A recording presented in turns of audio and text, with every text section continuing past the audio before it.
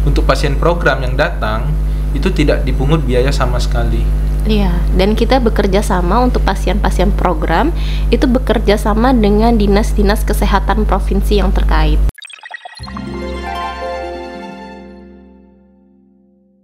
Assalamualaikum warahmatullahi wabarakatuh. Halo sahabat BBLK dimanapun berada, jumpa lagi bersama kami di podcast BBLK Palembang. BBLK Palembang, layanan cepat, andal, hasil akurat. Dengan saya Siti Juliani Putri dan rekan saya Filosofi Rosi. Di sini kita akan membahas mengenai MJIT. Apa sih itu MJIT? MJIT itu kepanjangan dari Mycobacterium growth indicator tube. Itu merupakan salah satu pemeriksaan TB ya Mbak Put? Iya, benar sekali. Karena tuberkulosis ini sebenarnya udah umum ya didengar di telinga kita, dan tuberkulosis ini merupakan penyakit yang menular dan menginfeksi paru salah satunya. Benar seperti sekali. itu. Dan oleh karena itu nih, kita udah kedatangan dua narasumber kita yang hebat dan berkompeten di bidangnya. Siapa lagi kalau bukan, kalau yang pertama ini ada Ibu Citra Wulandari Amak SKMM Biomed. Halo, apa kabar Ibu? Baik, alhamdulillah Mbak Putri, Mbak Sofi. Ya, Ibu Citra ini merupakan penyelia di instalasi mikrobiologi TB di BBLK Palembang. Dan yang kedua, bintang tamu kita ada Bapak Hari Agustian Handoko, Amak. Beliau ini salah satu staf di laboratorium mikro TB. Iya, sesuai dengan tema kita pada hari ini, yaitu tentang pemeriksaan kultur MJIT ya. Pasti tidak terlepas yang dari namanya tuberkulosis. Untuk itu kita langsung aja nih pertanyaannya ke Mbak Citra nih. Sebenarnya apa sih itu tuberkulosis sendiri? Baik, tuberkulosis sendiri yaitu merupakan suatu penyakit infeksi yang mudah menular yang disebabkan oleh suatu bakteri. Dalam hal ini adalah Mycobacterium tuberculosis. Dan sebagian besar penyakit ini menyerang paru-paru. Tapi perlu sobat BBLKM ketahui juga, sebenarnya tuberkulosis ini juga menyerang organ tubuh lainnya seperti ginjal, kemudian kelenjar getah bening, lalu otak juga. Wah, cukup berbahaya ya kalau kita dengar ya. Kalau Mbak Citra nih mau tanya lagi, kalau untuk gejala-gejalanya sendiri, biar teman-teman di rumah tahu nih, bisa aware di rumah gejala-gejalanya apa aja itu. Kalau untuk gejala-gejala yang secara umum untuk tuberkulosis yaitu batuk yang secara terus-menerus, biasanya itu lebih dari 2 minggu. Kemudian tentunya turunnya berat badan secara drastis, tidak nafsu makan, dan juga suka berkeringat pada malam hari. Kalau untuk penularannya sendiri? Sejauh ini penularnya adalah dari droplet yang dari penderita TB paru, misalnya diperoleh dari pada saat mereka bersin ataupun batuk dan bisa menginfeksi orang di sekitar mereka. Wah, bahaya sekali nih Mbak ya. Berarti kalau untuk saat berbicara juga bisa tertular? Bisa, makanya itu kita harus menjaga daya imunitas tubuh kita agar kita bisa terhindar dari tuberkulosis tersebut. Iya. Jadi kalau ini kan sangat berbahaya nih, dari kita berbicara aja bisa tertular. Jadi TB ini di dunia itu bagaimana sih keadaannya, terkhususnya di Indonesia? Ya, untuk saat ini TB sendiri masih menjadi ancaman bagi dunia kesehatan, baik itu global dan di Indonesia. Dan TB masih menjadi salah satu penyakit infeksi yang mematikan. Perlu diketahui bahwa TB ini menempati urutan kedua untuk penyakit menular mematikan setelah COVID-19. Dan untuk di Indonesia sendiri, TB menempati urutan kedua secara global untuk penderita TB RO di dunia. Wah, bahaya sekali nih Mbak Put. Ternyata TB ini peringkat kedua nih untuk Indonesia. Ya, cukup mengerikan juga kalau dengarnya ya. Sangat mengerikan Ya, sih. iya. Terus dari BBLK nih, apa sih peran dari BBLK sendiri dalam mendiagnosis tuberkulosis sendiri? Tentu BBLK Palembang memiliki peranan yang sangat penting untuk pendiagnosaan tuberkulosis di Indonesia. Untuk saat ini BBLK sendiri merupakan suatu rujukan untuk secara regional untuk pemeriksaan TB RO di Indonesia dan merupakan rujukan dari 6 provinsi yang ada di Pulau Sumatera, yaitu antara lain Sumatera Selatan itu sendiri, kemudian juga Jambi, Bangka Belitung, kemudian Lampung, dan juga Riau. Kemudian untuk di Kota Palembang sendiri BBLKM Palembang ini merupakan salah satu laboratorium yang menjadi rujukan untuk pemeriksaan TCM atau yang dikenal dengan tes cepat molekuler. Wow, hebat sekali nih BBLK. Jadi merupakan salah satu laboratorium rujukan ya dari. Ya, betul sekali.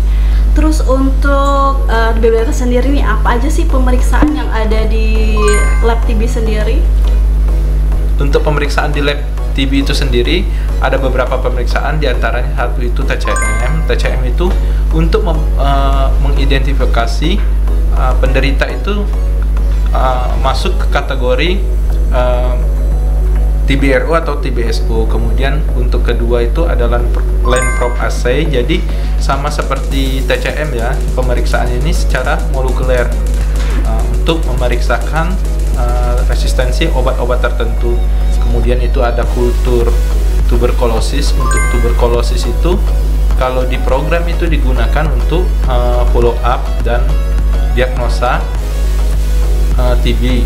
Kemudian untuk pemeriksaan yang terakhir itu ada pemeriksaan resistensi. Resistensi itu kita memeriksakan kuman TB itu secara fenotipik, jadi diperiksakan terhadap obat-obat tertentu. Banyak juga ya pemeriksaan TB ini di BBLKM. Ya, dan perlu diketahui oleh sobat BBLKN, saat ini kultur merupakan suatu gold standard yang digunakan untuk pemeriksaan tuberkulosis dan juga untuk sebagai pemeriksaan yang digunakan untuk pemantauan pengobatan bagi pasien TBRO atau resisten obat. Wah, sesuai dengan tema kita juga nih, yaitu tentang pemeriksaan kultur MJIT, ya kan? Nah, sebenarnya apa sih Mbak kultur MJIT itu sendiri gitu? Pada prinsipnya, kultur merupakan suatu kegiatan untuk menumbuhkan bakteri, yaitu dalam hal ini Mycobacterium tuberculosis, di mana sputum dari pasien terduga itu akan didekontaminasi dan dimasukkan ke dalam media MJIT. Jadi di dalam media MJIT itu ada media cair yang berisi media broth. Kemudian setelah tercampur, lalu sputum yang di dalam media tadi akan diinkubasi dengan menggunakan alat MJIT tadi. Nanti didapatkan hasil negatif atau positif. Untuk hasil negatif akan timbul berkisar 4 sampai 42 hari untuk hasil kultur.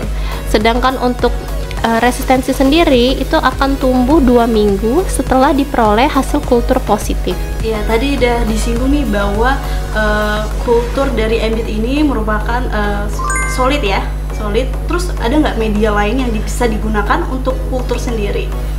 Ada sebenarnya media lain untuk untuk proses kultur itu sendiri. Kalau dulu itu menggunakan media LG.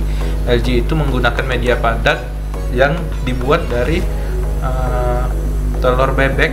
Ya, telur bebeknya itu syaratnya harus minimal 7 hari ya. Kalau untuk perbedaannya sendiri antara MJIT dengan LG itu sendiri? Untuk MJIT sama LG itu sendiri perbedaannya paling di waktu keluar hasilnya ya. Kalau di LG itu pertumbuhan paling cepat di 2 minggu, kemudian dibaca setiap minggu sampai minggu ke-8. Apabila di minggu ke-8 tidak ada pertumbuhan, maka dianggap hasil negatif. Jadi untuk alurnya sendiri nih dalam pemeriksaan TB itu bagaimana?